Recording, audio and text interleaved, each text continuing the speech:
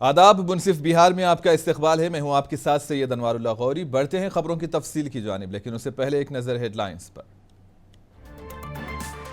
BJP ने Bhojpuri star Pawan Singh को party से किया मुअत्तल। काराकाट से आजाद उम्मीदवार के तौर पर लोकसभा चुनाव लड़ने पर कार्रवाई। बिहार की नायब वजीर आला सम्राट चौधरी ने सारण लोकसभा हल्के में हुए तशद्दुद की तहकीकात का किया मुतालबा।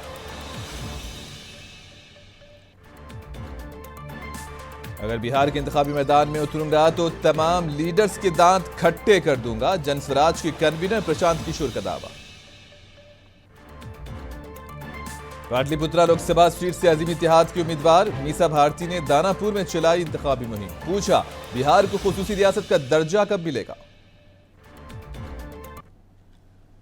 बीजेपी ने भोजपुरी अदाकार और गुलकार पवन सिंह को एनडीए के उम्मीदवार के खिलाफ बतौर आजाद उम्मीदवार के तौर पे लोकसभा इंतखाबात लड़ने पर पार्टी से मुअत्तल कर दिया है।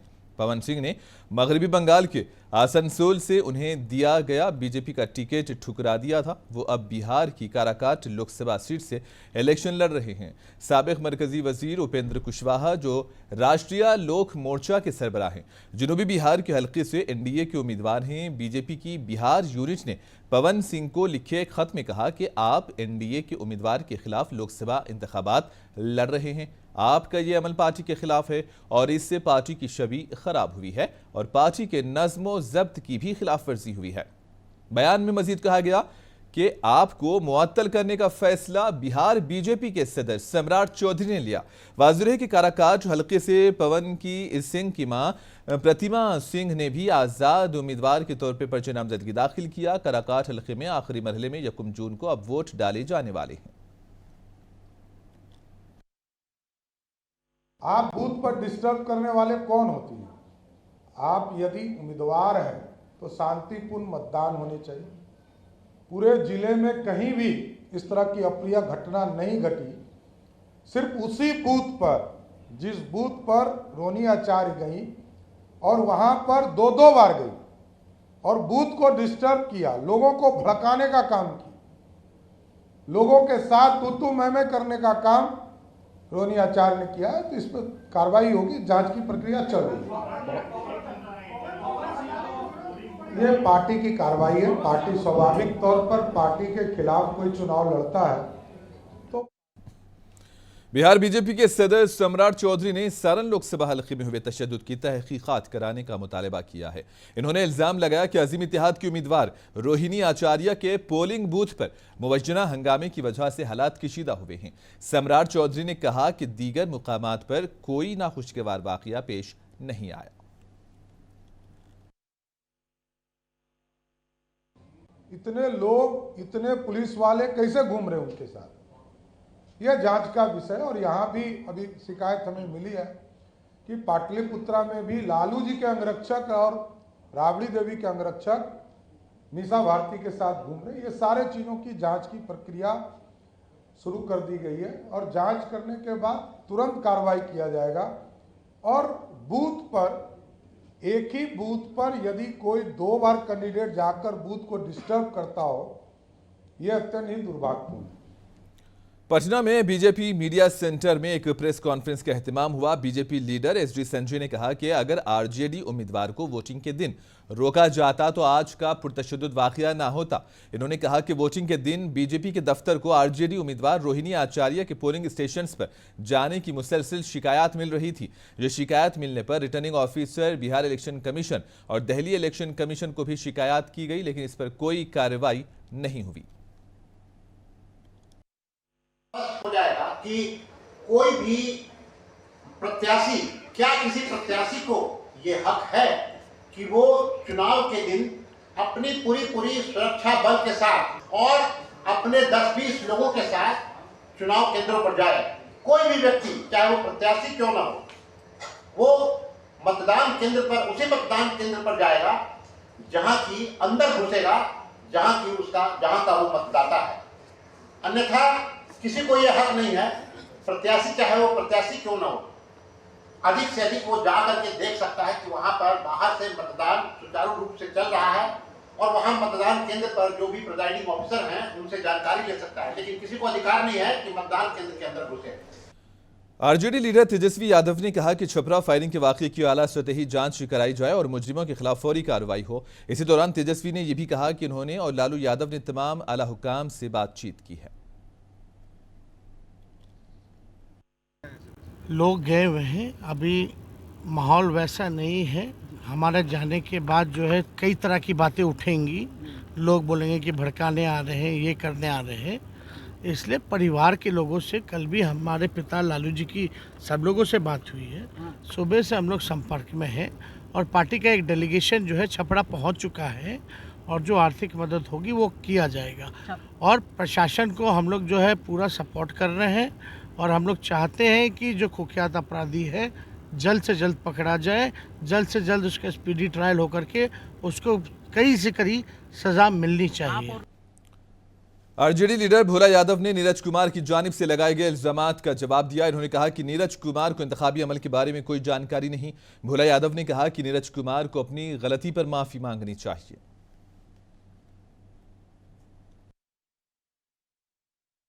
माननीय एमएलसी और प्रवक्ता नीरज कुमार जी के द्वारा जो मेरे ऊपर में आरोप लगाया गया है, जो किस हैसियत से श्रीमती रोहिणी आचार्य उम्मीदवार 20 सारण लोकसभा क्षेत्र के साथ घूम रहे थे, हमें लगता है कि उनको सामान्य ज्ञान भी नहीं है। उनको सबसे पहले इलेक्शन मैनुअल को पढ़ना चाहिए, इलेक्शन के प्रक्रिया को पढ़ना चाहिए और इलेक्शन में कैंडिडेट को क्या क्या करना है इसके बारे में पढ़ना चाहिए। और बिना पढ़े हुए जिस तरह से वो बयान दे रहे हैं उनको सार्वजनिक रूप से माफ़ी भी मांगनी चाहिए। पहली बात, इलेक्शन मैनुअल में साफ लिखा हुआ है जो उम्मीदवार चुनाव के दिन हर एक बूथ पर घूमेंगे और वहाँ के अपने मतदाताओं से हालचाल लेंगे।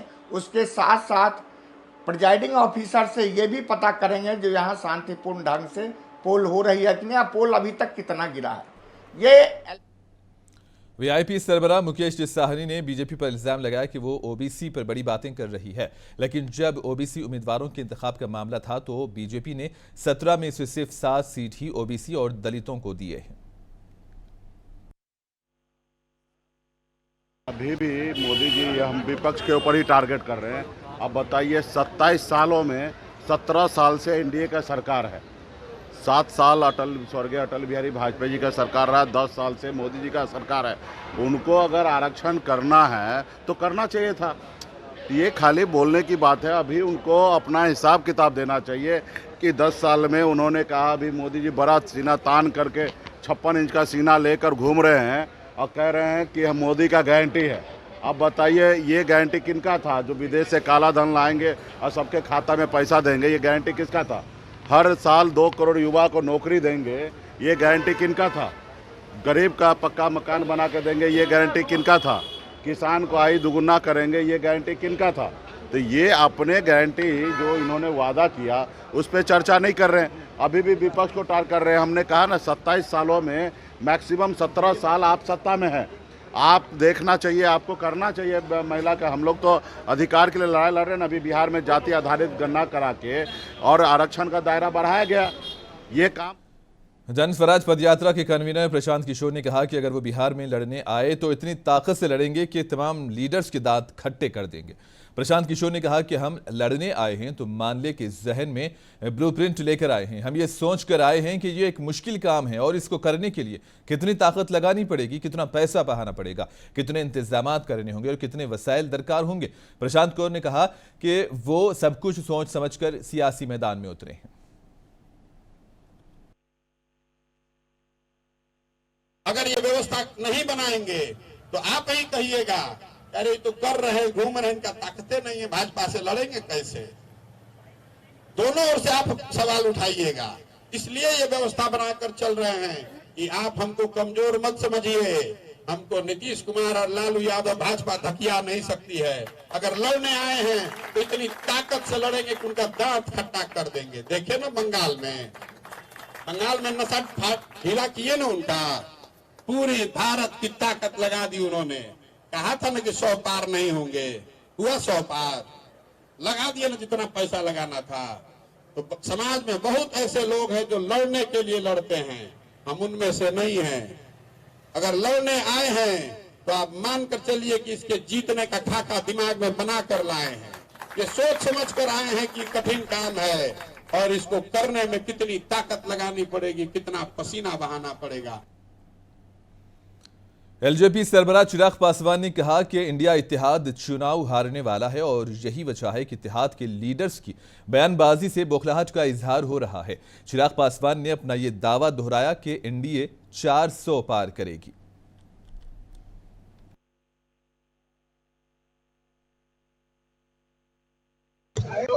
जैसे जैसे चुनाव के चरण बीतते जा रहे हैं, पहले तो इनके पार्टी के दूसरे नेता थे, अब स्वयं राष्ट्रीय अध्यक्ष कांग्रेस के जिस तरीके की से भाषा की मर्यादा को भूल रहे हैं, ऐसे में ये बात प्रमाणित होती है कि रुझान इनके पास भी पहुंच रहे हैं। पता इनको भी चल गया है कि 5 सीटों में कितनी बुरी तरीके से ये लोग चुनाव हार रहे हैं। हम लोग इन 5 सीट इन 5 चरणों में जिस तरीके से मतदान हुआ है, 300 से 315 तक का आंकड़ा हम लोग पार कर चुके हैं। अब 25 तारीख वाला और 1 तारीख वाला मतदान, इसमें हम लोग यकीनन 400 का भी आंकड़ा पार करेंगे। और अगर इस बार पूरा एनडीए मिलकर इतिहास में सबसे बड़ी संख्या के साथ केंद्र में सरकार बनाता है, तो उसमें भी किसी को आश्चर्य नहीं होना चाहिए। और कांग्रेस अपने ऑल टाइम लो पर अगर जाती है तो उसमें भी किसी को एतराज़ नहीं होना चाहिए। ऐसे में ऐसी भाषा का इस्तेमाल सिर्फ इसीलिए हो रहा है क्योंकि अब वो बौखलाहट उनके अंदर भरती जा रही है। पाटलिपुत्रा लोकसभा सीट से अजीम इत्तेहाद की उम्मीदवार डॉक्टर मीसा भारती ने दानापुर इलाके में इंतखाबी मुहिम चलाई। इस मौके पर मीसा भारती ने मोदी हुकूमत से पूछा कि बिहार को खुसूसी पैकेज क्यों नहीं दिया जा रहा है। इन्होंने कहा कि पिछले 10 सालों में जो वादे किए गए थे उसे पूरा नहीं किया गया। मीसा भारती ने लोगों से बढ़ चढ़कर पोलिंग के अमल में हिस्सा लेने की अपील की है।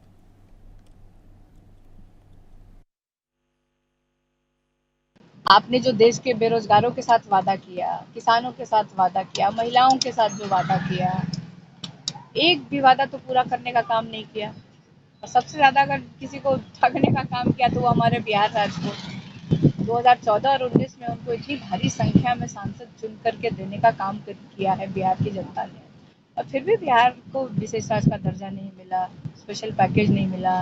बिहार का जो विकास होना था वो विकास नहीं हुआ। शरीफ कर रहे हैं जो पाटलिपुत्रा की सीट मीसा भारती, डॉक्टर मीसा भारती जो चुनाव लड़ रही हैं, वो आप मान के चलिए 50 से 1 लाख वोट से वहाँ से जीतेंगे। पूरा जितने भी लोग हैं, हर वर्ग के लोग, पिछड़ा वर्ग हो, महादलित हो, मुसलमान हो, सम्मान जाति को, सब मन बना लिया है कि मीसा भारती के एक सीट पाटलिपुत्र जिता करके अब पार्लियामेंट में भेजना है। इसलिए कि देश को बचाना है ना, संविधान को बचाना है, हिंदू मुसलमान की एकता को बचाना है, शिक्षा लाना है, नौकरी लाना है। इसलिए मीसा भारती की एक सीट। छपरा फायरिंग वाकये के बाद भिकारी ठाकुर चौक पर सिक्योरिटी बढ़ा दी गई है। सारण के एसपी गौरव मंगला ने बताया कि सूरत हालत बेहतर है, पुलिस कैंप किए हुए हैं। कहा कि 12 मुलजिमों को नामजद किया गया, अभी तक 2 मुलजिमीन को गिरफ्तार किया गया है। एसपी के मुताबिक स्टेशन हाउस ऑफिसर के खिलाफ भी कार्रवाई की गई। वाज़ेह रहे कि आरजेडी और बीजेपी के ग्रुप्स में हुई झड़प के दौरान फायरिंग हुई थी और इसी दौरान एक शख्स की मौत हुई जबकि 2 अफराद जख्मी हुए।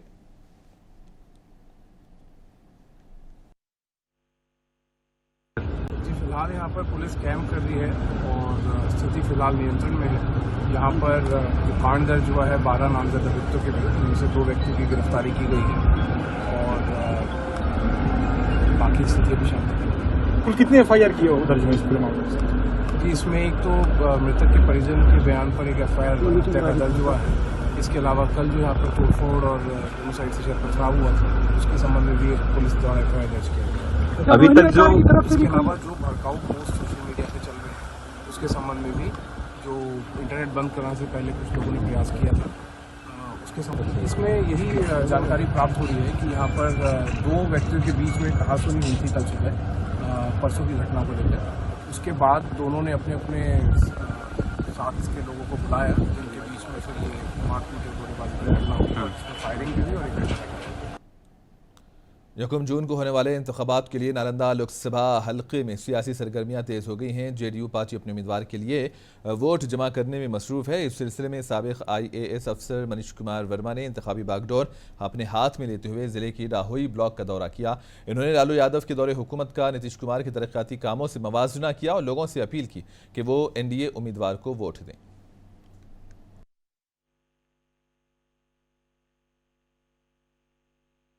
जो है उस तरफ वाले जो दूसरी पार्टी वाले हैं तो फिर से चाहेंगे फिर से वही प्रकार का शासन आ जाए और हर समय उनकी कोशिश रहती है कि फिर से आ जाए। तो ऐसा चाहते हैं कि भाई जो नौवां फेल लड़का को मुख्यमंत्री भी बनाना चाहते हैं। तो आप लोग खुद इतना प्रबुद्ध लोग हैं, सब चीज आप जानते हैं कि एक अनपढ़ मुख्यमंत्री बनी जो उनकी माता थी, तो बिहार का क्या हालत हुआ, बिहार का क्या इज्जत रहा पूरे भारत में। सब लोग बिहार के नाम पे खुशबू करता था, बिहारी थे बाहर में उनको सब अरे बिहारी का क्या इज्जत थी बिहार। तो माननीय मुख्यमंत्री जब से यहाँ पे मुख्यमंत्री बने तब से सबकी इज्जत बढ़ गई पूरे भारत। श्री कृष्णा मेमोरियल हॉल पटना में इलेक्शन कमीशन की तरफ से एक प्रोग्राम का इनेकाद किया गया था। इस मौके पर बिहार की स्वीप आइकॉन व मशहूर लोक गलोकारा मिताली ठाकुर मौजूद थी। मिताली ठाकुर ने अपने नगमों से हाजरीन को महसूस किया। इस मौके पर लोगों को वोटिंग की अहमियत बताई गई और अपने हक राय दही का इस्तेमाल करने पर तरगीब दिलाई गई।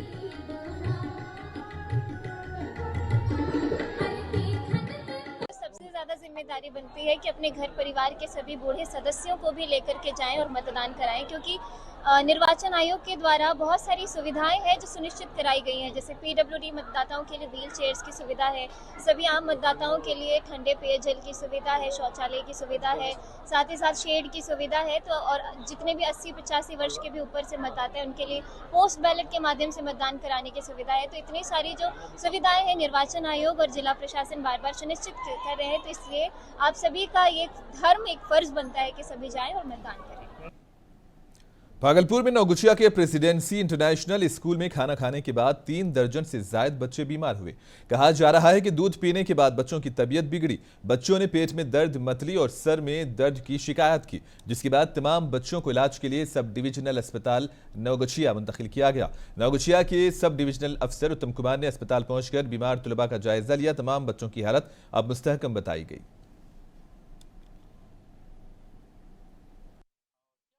तुमको सिर दर्द करने लगा? कैसे करने लगा?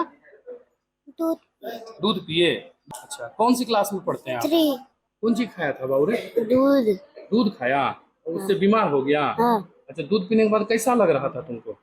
शिवम कुमार। किस क्लास में? 9th में। अच्छा, क्या हुआ, कैसे क्या हुआ? दूध पीने के बाद मन सब घूमने लगा। अच्छा, फिर आंटी बोली दूध फेंको, चिपके लिए फेंके दूध। ऐसा कुछ भी नहीं, हमारे बच्चों को लगा कि दूध में कुछ गिरा हुआ है और कुछ बच्चों ने महसूस किया कि उनको कुछ घबराहट सी महसूस हो रही है। हमको लगा कि उनको लेकर हॉस्पिटल आना चाहिए, सारे बच्चों को लेकर आ गए। सीतामढ़ी में मोहनपुर चौक के करीब एक ऑटो रिक्शा के ट्रक से टकरा जाने से 3 अफराद हलाक और 6 जख्मी हुए हैं। यह वाकया मंगल की रात पेश आया। पुलिस ने मजीद कहा कि ऑटो रिक्शा सोमबरसा जा रहा था। SDP और रामकृष्णा ने कहा कि हादसे की इत्तला मिलने पर मुतासरीन को अस्पताल मुंतकिल किया गया। डॉक्टरों ने 3 अफराद को मुर्दा करार दिया। जख्मियों का अस्पताल में इलाज चल रहा है। ऐसी सूचना प्राप्त हुई कि रात्रि 10 बजे एक ऑटो था जो कि स्थानीय रेलवे स्टेशन से सोनबरसा की तरफ जा रहा था। वहीं मोहनपुर चौक के आसपास उस ऑटो का जो है एक ट्रक से टक्कर हुआ है। जो टक्कर होने के उपरांत उस ऑटो में बैठे कुल 9 लोग अभी जिनकी सूचना प्राप्त है, उन 9 लोगों में से डॉक्टर्स द्वारा 3 लोगों को डिजीज यानी डेड बताया गया है। बाकी लोग इलाज। पटना के दानापुर में एक ट्रैक्टर के पलटने से ड्राइवर की मौत हो गई है। इस हादसे के बाद बरहम हुजूम ने वहां पहुंची पुलिस पर मुबैना तौर पर पथराव किया और पुलिस की गाड़ी को आग लगा दी। शाहपुर थाने इलाके के यूसरा पुल पर यह हादसा पेश आया। ASP दानापुर ने बताया कि पथराव में पुलिस की गाड़ी का ड्राइवर और एक होमगार्ड जख्मी हुआ। पथराव करने वाले चंद अफराद को गिरफ्तार किया गया है।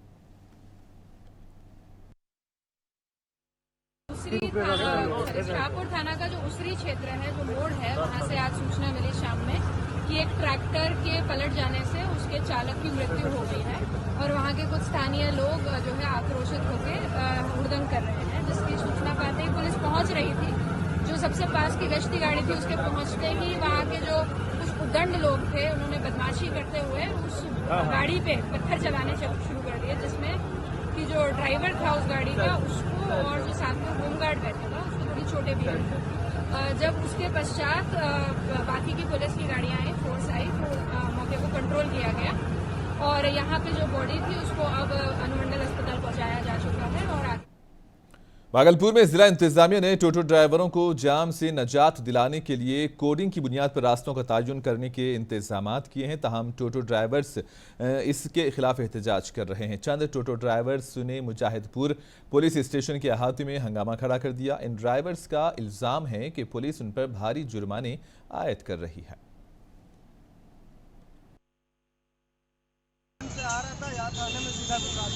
कौन घुसा दिया? क्या बोला? 5,000 कोडिंग दिया हुआ तुम लोगों को? कहाँ से कहाँ तक का कोडिंग है? 6 नंबर से पैसेंजर लेके निकल रहे थे, मेरा पान दुकान के पास गाड़ी खड़ा करके सब पैसेंजर उतरवा लिया और गाड़ी बोल दिया थाने घुसा। कौन उतरवा दिया? थाने का मुंशी जाने के कोयला डिपो जाने के क्रम में हमको पकड़ा गया। हमारे पास कोयला डिपो का रसीद तक है, ये देखिए आज के डेट का। इस हिसाब से हमको पकड़ने का अलाउ नहीं है, हमको पहले ही बोल दिया है। तो जबरदस्ती पकड़ा गया? जी सर, जबरदस्ती पकड़ा। कटिहार में एक तहखाने से भारी मिकदार में शराब बरामद हुई है। मुफस्सिल थाना इलाके के एक पोल्ट्री फार्म के अंदर एक कोठरी में शराब छुपाई गई थी। डीएसपी अभिजीत कुमार ने बताया कि पुलिस ने खुफिया इत्तला की बुनियाद पर यह कार्रवाई की। इस मामले में 70 से जायद शराब के कार्टून बरामद किए गए और 5 लोगों को हिरासत में लिया गया।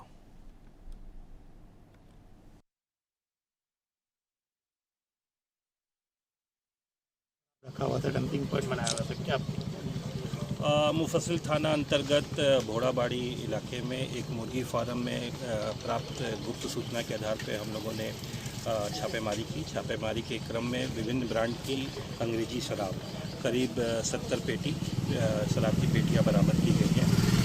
इसके साथ साथ एक पिकअप, एक कार और 2 बाइक को भी हम लोगों ने जब्त किया है।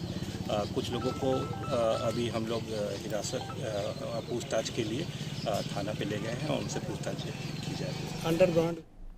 और इसी के साथ ही खबरों का सिलसिला यहीं पर इख्तिताम पजीर होता है। दीजिए इजाजत, आदाब।